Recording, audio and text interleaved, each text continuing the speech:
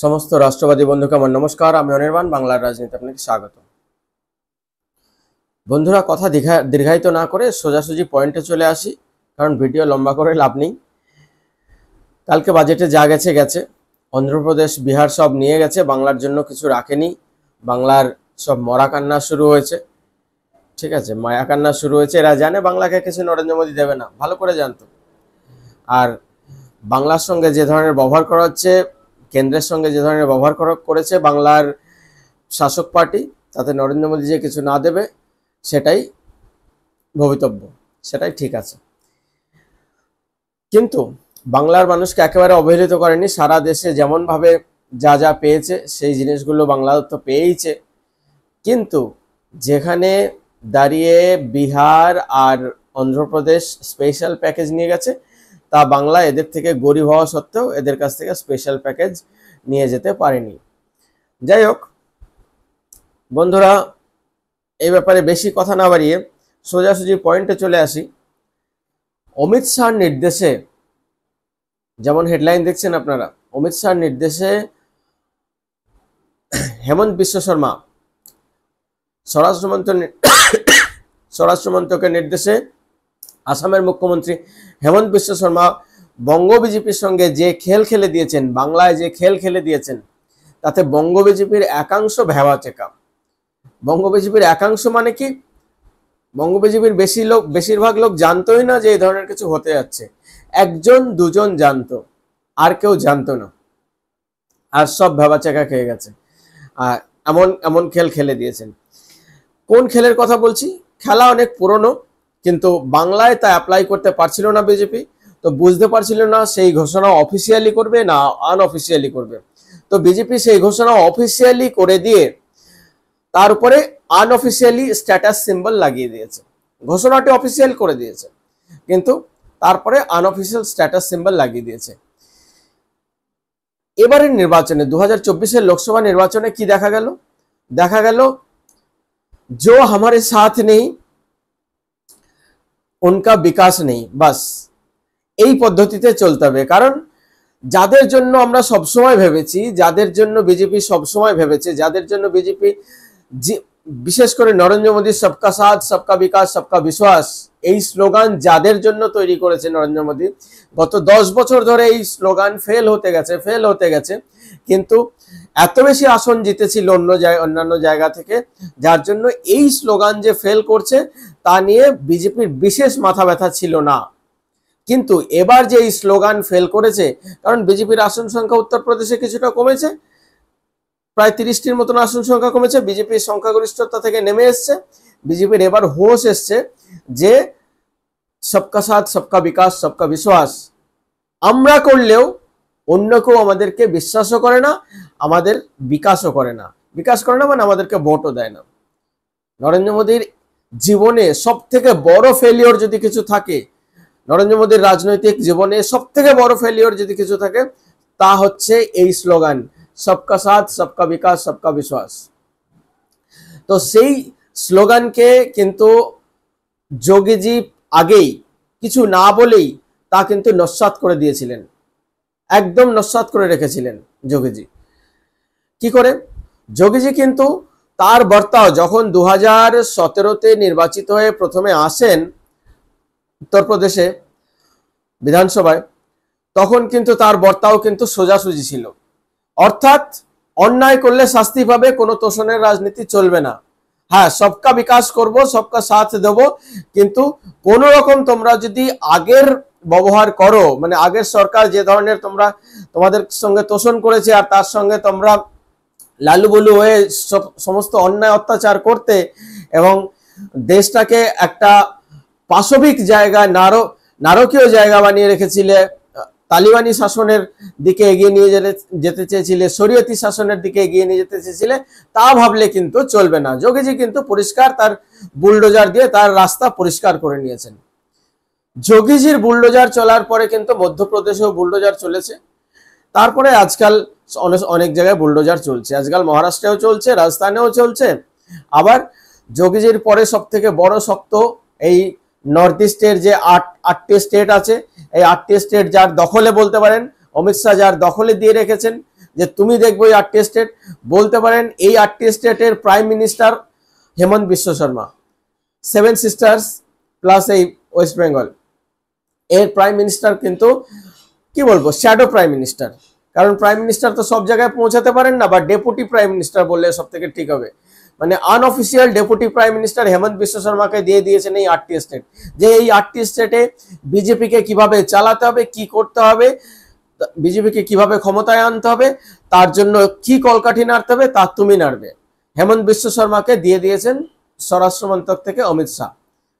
তো এই ব্যাপারে যে হেমন্ত বিশ্ব শর্মা কংগ্রেসের কোর কংগ্রেসের লোক ছিলেন, তাকে অমিত শাহ কিভাবে খুঁজে পেলেন এবং তাকে কিভাবে বিশ্বাস করে তার উপরে 8টি স্টেট ছেড়ে দিলেন, সেটা কিন্তু একটা অভাবনীয় ব্যাপার।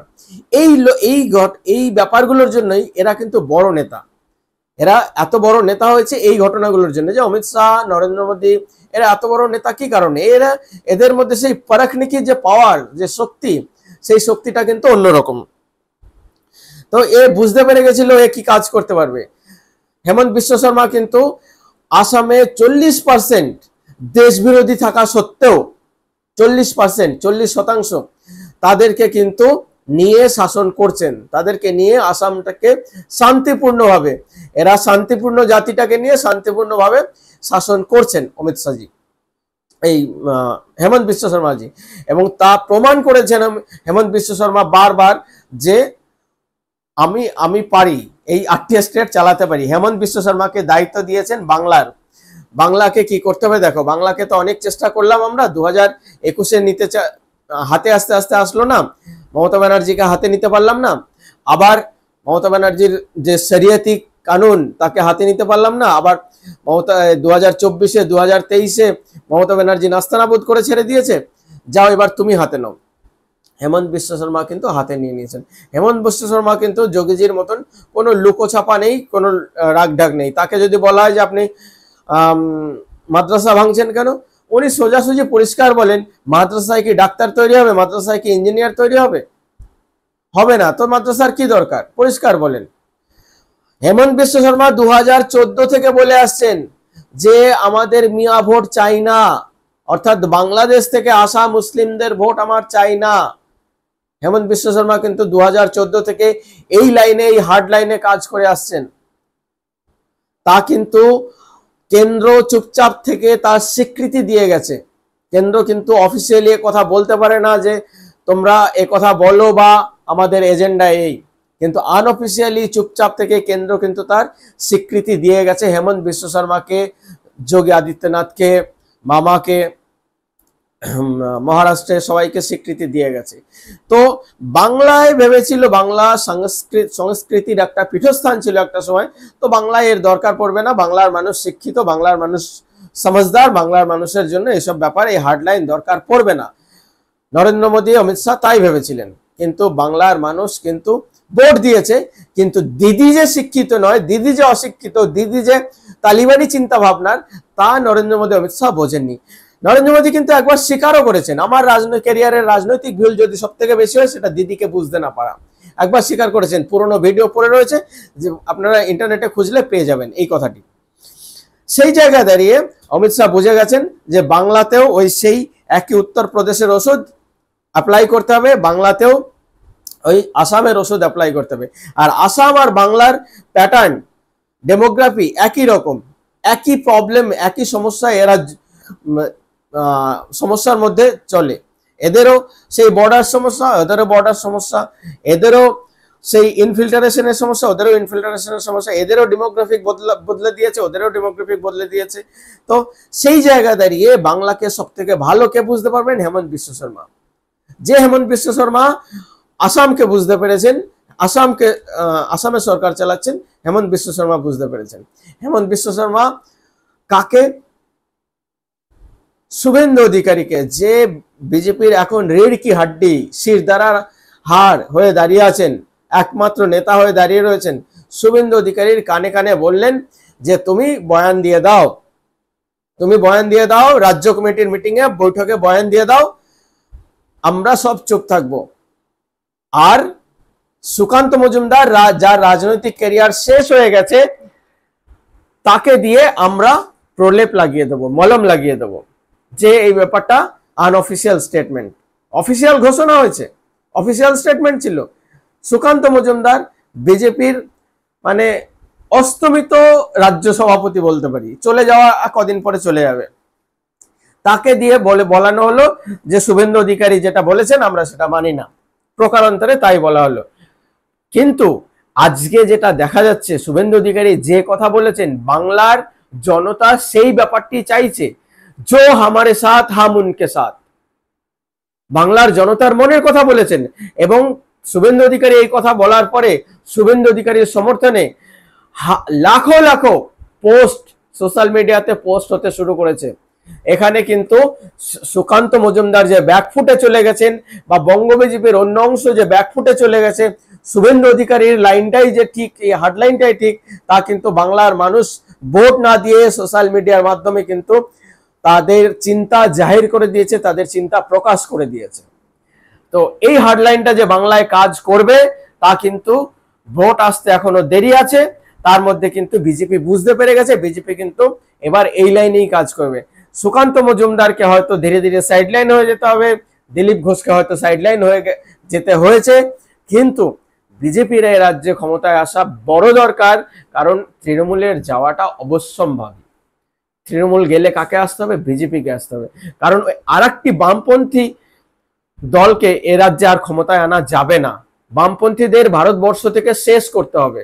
ভারতবর্ষের বিচারে, ভারতবর্ষের বিচার ব্যবস্থায় সমস্ত জায়গায় বামপন্থীরা ঢুকে রয়েছে, ভারতবর্ষের সমস্ত ইনস্টিটিউশনে 70 বছর ধরে বামপন্থীরা ঢুকে রয়েছে। এই বামপন্থীদের যদি শেষ না করা যায়, দেশের অগ্রগতি, দেশের পুঁজিবাদী চিন্তা ভাবনার এই ব্যাপারগুলোতে কিন্তু এরা সব সময় বাধা হয়ে দাঁড়িয়েছে। এরা বামপন্থী যতগুলো নেতা আছে এরা সব পুঁজিবাদী, এরা সব পুঁজিবাদী। কেন বলছি? এরা সব নিজের পকেটে পয়সা ভরছে। দেখবেন যারা এই তৃণমূল, এই এবার 2024-এর লোকসভা নির্বাচনে যে বাচ্চা বাচ্চা ছেলেগুলো সিপিএম এর হয়ে, ফরওয়ার্ড ব্লকের হয়ে ভোটে দাঁড়িয়েছে, তাদের বাড়িতে কোটি টাকার সম্পত্তি, তাদের ব্যাংকে কোটি টাকার সম্পত্তি, তাদের ভালো ভালো লাক্সারি গাড়ি নিয়ে ঘুরে বেড়াচ্ছে। তাহলে এরা পুঁজিবাদী নয়? এরা সাম্যবাদের কথা বলে।